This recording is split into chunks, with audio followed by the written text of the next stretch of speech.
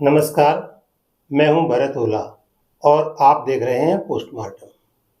मेरी पिछली पोस्ट एक खतरनाक एजेंडे का आगाज पर मेरे कुछ मित्रों ने आपत्ति दर्ज करवाते हुए कहा कि आप अपनी विचारधारा दूसरों पर मत थोपो और इसे अपने पास ही रखो। एक दूसरे साथी ने कहा कि आप अपनी विचारधारा का पोस्टमार्टम करो। तो आज का पोस्टमार्टम इसी मेरी अपनी विचारधारा के मुद्दे को लेकर।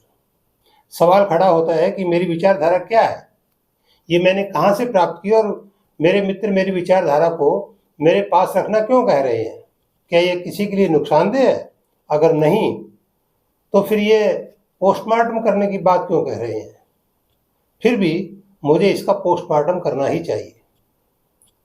जैसे मेरे विचार हैं, जैसे मैं सोचता हूँ, जैसे मैं करता हूँ, जैसे मैं कहता हूँ, यही मेरी विचारधारा है।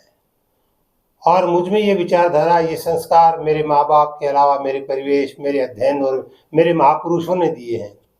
यही कारण है कि कभी मैं महात्मा गांधी को फॉलो कर रहा होता हूँ, तो कभी भगत सिंह मुझे प्रगतिशील मार्ग पर चलने का संदेश देते हैं, तो कभी डॉक्टर भीमराव अंबेडकर मेरी बौद्धिक क्षमता को बढ़ा रहे होते हैं।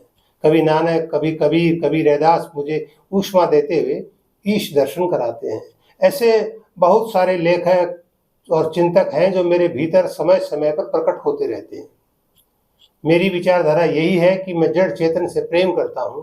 कुदरत ने मुझे बौद्धिक क्षमता दी है और उसका उपयोग मैं इन सब के उन्नयन, संवर्धन और हित में करना चाहता हूँ। प्रकृति में पैदा हुए सभी जीवों में मैं सर्वश्रेष्ठ जीव हूँ, क्योंकि मैं एक मनुष्य हूँ। और मनुष्य होकर मैं किसी जड़ चेतन को अलग अलग स्तरों पर कैसे देख सकता हूँ? उनमें भेद कैसे कर सकता हूँ? मैं इन सभी से प्रेम की बात करता हूँ, सौहार्द की बात करता हूँ, अपनत्व की बात करता हूँ, और यह हम सबको करनी चाहिए। यही तो मनुष्य का धर्म है।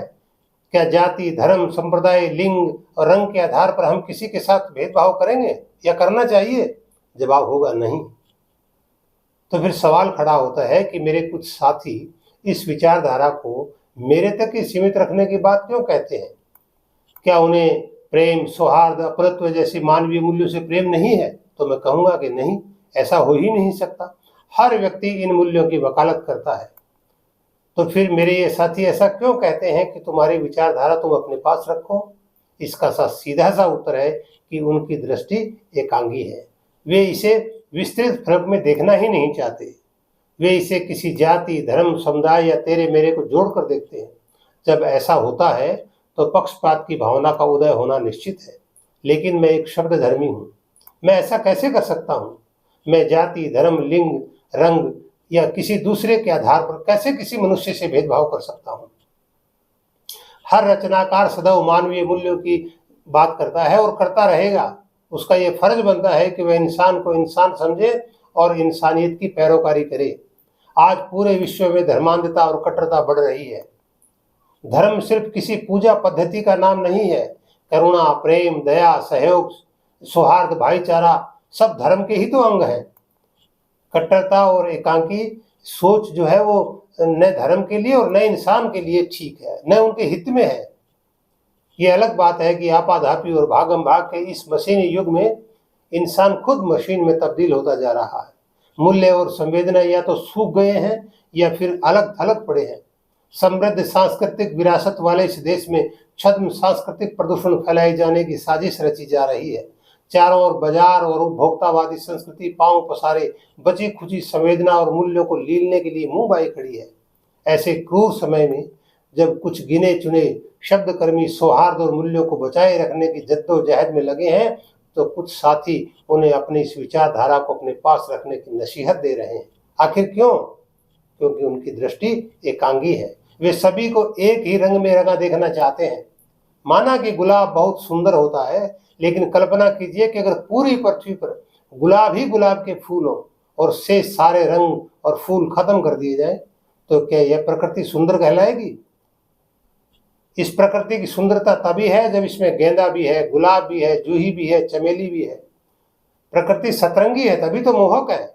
इकरंगी होगी तो निरस और बेजान हो जाएगी। सतरंगी और बहुरंगी संस्कृति हमारी पहचान है, हमारी खूबसूरती है। इसे बचाए रखने में हम सबको प्रयासरत होना चाहिए। एकांगी संस्कृति रखकर हम क्या हासिल करना चाहते हैं? मैं पुरजोर शब्दों में इस बहुरंगी संस्कृति की हिमायत करूंगा। बाजारवाद और तेरे मेरे के हो हल्ले में मेरी आवाज नकार खाने में तूती की मानने लग सकती है, लेकिन मैं पूरी ताकत के साथ अपने होने का सबूत देता रहूंगा। शब्द धर्मी हमेशा ही मूल्यों की वकालत करता रहा है, लेकिन इस मारकाट की भौतिक सभ्यता में जब नैतिक मूल्य ही बेमानी हो गए हैं तो उसकी हिमायत करने वाले की क्या विशाल है। शब्द धर्मी संपन्न विपन्न जाति क्रेता विक्रेता तेरे मेरे इन सब प्रतिमानों को खारिज करता है। लेकिन ये विडंबना है कि आज के इस स्वार्थी और मारकाट के इस युग में कुछ मित्रों के दिल में इन मूल्यों के लिए कोई जगह नहीं है। मैं मानता हूं कट्टरता का जहर चौं ओर फैल रहा है, परिस्थितियां अनुकूल नहीं है, तो क्या इन तमाम विपरीत परिस्थितियों से घबराकर एक शब्द धर्मी को मौन धारण कर लेना चाहिए? नहीं, शब्द और शब्दकर्मी कभी मौन हो ही नहीं सकते। शब्द और शब्दकर्मी कभी नकारात्मक नहीं सोचते, कभी हतोत्साहित नहीं होते। वह सकारात्मक सोच के साथ अपनी खुद की एक बेहतरीन दुनिया गढ़ते चलते हैं, भले ही वह कल्पना और विचारों में ही सही, क्योंकि कालांतर में विचार ही फलीभूत होकर सृजन का असीम सुख प्रदान करते हैं। तो कहना न होगा कि दुनिया के तमाम शब्दकर्मियों की तरह मैं भी एक बेहतरीन दुनिया का सपना सजोए बैठा हूँ, और जिस दिन शोषण विहीन मानवीय मूल्यों से भरा भेदभाव रहित हंसता खेलता समता मूलक समाज इस धरती पर अंगड़ाई भर रहा होगा, उस दिन प्रत्येक साधक के होठों पर मुस्कान खेल रही होगी। उम्मीद करता हूँ मेरे विचारों साथियों को अपना दृष्टिकोण बदलने में सहायक होंगे। धन्यवाद।